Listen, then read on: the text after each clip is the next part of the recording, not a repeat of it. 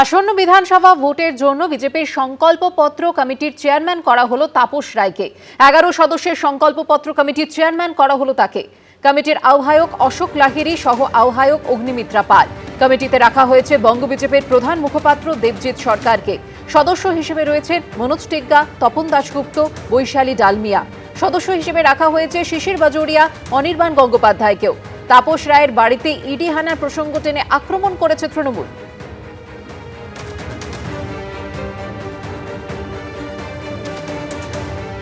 বঙ্গের বিধানসভা নির্বাচনকে কেন্দ্র করে বিজেপি তার ইলেকশন ম্যানিফেস্টো তৈরি করছে, আর সেই ম্যানিফেস্টো তৈরি করার কমিটির মাথায় রাখা হয়েছে তাপস রায়কে।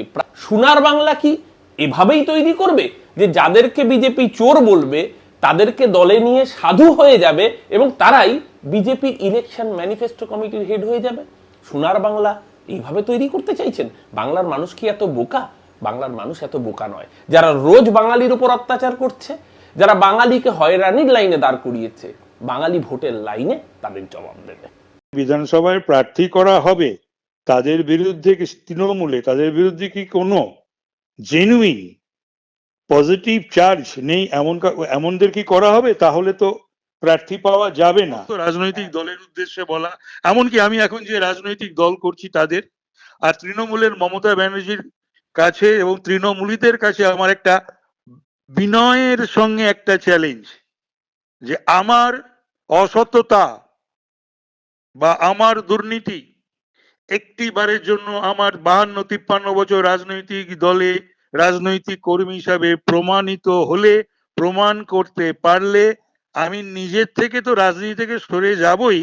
আর যদি পারে ওরা এই সমস্ত বকবাস বড় বড় কথা না বলে, এটা মমতা ব্যানার্জি থেকে শুরু করে ওদের দলের সকলেই বলে, তো সেটা তারা একবার প্রমাণ করে আর আমাদের ল অফ দ্য ল্যান্ড অনুযায়ী শাস্তি বিধান করলেই হয়তো। এসআইআর নিয়ে নির্বাচন কমিশনের সঙ্গে তৃণমূলের এই সংঘাত এবং তার মধ্যেই ভার্চুয়াল বৈঠক করেন গতকাল অভিষেক বন্দ্যোপাধ্যায়, এবং যেখানে দলের সাংসদ এবং বিধায়কদের কড়া হুঁশিয়ারি দিয়েছেন তিনি বলছেন সিরিয়াসলি কাজ না করলে যারা করবেন না পার্টি তাদের দলে রাখবেন না। এটা জীবনের সব থেকে বড় সিরিয়াস লড়াই। এমপি এমএলএদের যখন দায়িত্ব দেওয়া হয়েছে তখন 3 দিন অন্তর মিটিং করবেন ডিইওদের সঙ্গে। তিনি আরো বলছেন প্রয়োজনে রোজ সংসদে যাবেন, প্রয়োজনে শুধুমাত্র বাজেট অধিবেশনে থাকবেন। আমি দেখেছি কিছু ওয়ার্ডরুমে কাজ না হয়ে পড়ে থাকছে। আমার কাছে 294 বিধানসভার আলাদা ওয়ার্ডরুমের রিপোর্ট যেন 27 জানুয়ারি থেকে 15 ফেব্রুয়ারি অবধি আসে। একই সঙ্গে তিনি আরো বলছেন কে কি করলো সেই অজুহাত শোনা হবে না। আত্মতুষ্টি বা ওভার কনফিডেন্সের জায়গা নেই। শীত ঘুম ভেঙে জেগে উঠুন।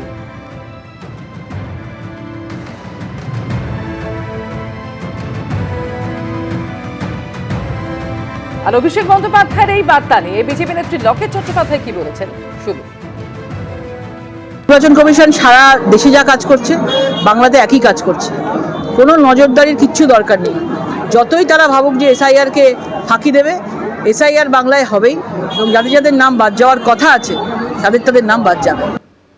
অন্যদিকে বর্ধমান থেকে চাকুলিয়া সুপ্রিম কোর্টের নির্দেশের পরেও এসআইআর শুনানিতে হয়রানি হেনস্থার অভিযোগে একাধিক জায়গায় চলল বিক্ষোভ, পথ অবরোধ। জলপাইগুড়িতে বিডিও অফিস ঘেরাও তৃণমূলের। এদিকে পশ্চিমবঙ্গে অযথা তাড়াহুড়ো করে এসআইআর করা হচ্ছে বলে মন্তব্য করেছেন অমর্ত্য সেন।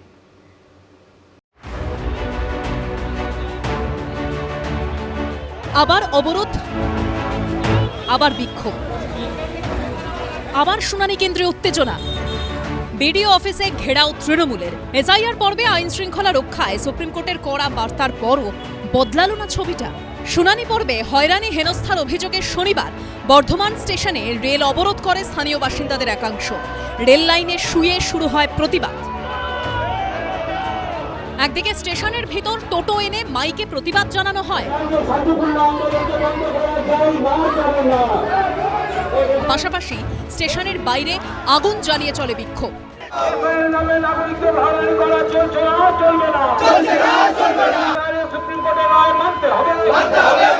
কেন্দ্র সরকার আর নির্বাচন কমিশনের বিরুদ্ধে আমরা আজকে অবরোধ করলাম। কি কাগজ ওরা চাই সবই আমরা দিচ্ছি, তাও একবার নোটিশ শেয়ারিং করার পর দ্বিতীয়বার আবার করছে। এদিকে শুনানির নামে হয়রানির অভিযোগে পূর্ব বর্ধমানের আউশ গ্রামে 114 নম্বর জাতীয় সড়ক অবরোধ করেন স্থানীয় বাসিন্দাদের একাংশ। বৈধ যারা ভোটার বৈধ তাদেরকে কেন হেনস্থা করা হবে? শুধু 22 কিলোমিটার দূরে যেতে হচ্ছে, সেটা যেন আমাদের পঞ্চায়েতে সেখানে করা হয়। মানুষের মধ্যে প্রচুর ক্ষোভ আছে। আমাদের গ্রামে 1200 ভোটার 600 জনকে হিয়ারিংয়ে ডেকেছে। এসআইআর শুনানিতে আদিবাসীদের হেনস্থার অভিযোগে রবিবার থেকে বর্ধমানে জেলা শাসকের দপ্তরের সামনে অনশনে বসার ডাক দিয়েছে তৃণমূলের আদিবাসী সেল। অন্যদিকে ভোটার তালিকায় এক ব্যক্তির নাম ডিলিটের অভিযোগে জলপাইগুড়িতে মিছিল করে তৃণমূল। বিক্ষোভ দেখানো হয় বিডিও অফিসের বাইরে। বিডিও জানিয়েছেন, যদি এরকম কোনো ঘটনা ঘটে থাকে দেখা করুন, ভোটার তালিকায় নাম তুলে দেওয়ার ব্যবস্থা করা হবে। অন্যদিকে উত্তর দিনাজপুরের চাকুলিয়ায় বিডিও অফিসে শুনানির জন্য দীর্ঘক্ষণ লাইনে দাঁড়ানো নিয়ে উত্তেজনা ছড়ায়। দক্ষিণবঙ্গে কোনো কোনো জায়গায় এরকম অশান্তির খবর পাওয়া গেছে, উত্তরবঙ্গেও দু এক জায়গায় পাওয়া গেছে, কিন্তু আমি যেসব জেলায় ঘুরেছি, কুচবিহারে, আপনার আলিপুরদুয়ারে, জলপাইগুড়িতে, মালবাজার সাব ডিভিশনে, এইসব জায়গায় কোথাও কোনো অশান্তি দেখিনি। এর আগে এসআইআর পর্বে অশান্তি নিয়ে কড়া নির্দেশ দিয়েছিলেন মুখ্য নির্বাচনী আধিকারিক। সুপ্রিম কোর্টের নির্দেশ কার্যকর করতে রাজ্যের সমস্ত জেলা নির্বাচনী আধিকারিককে স্পষ্টভাবে জানিয়ে দেওয়া হয়, কোনো বিশৃঙ্খলা, হিংসা বা সরকারি কর্মীদের ওপর হামলা হলে সঙ্গে সঙ্গে এফআইআর করতে হবে। যদি কোথাও হিংসা বা ভাঙচুর চলতেই থাকে তাহলে সেই এলাকার এসআইআর সংক্রান্ত শুনানি অনির্দিষ্টকালের জন্য স্থগিত রাখতে হবে। তবে শনিবার কোথাও শুনানি স্থগিতের মতো পরিস্থিতি তৈরি হয়নি।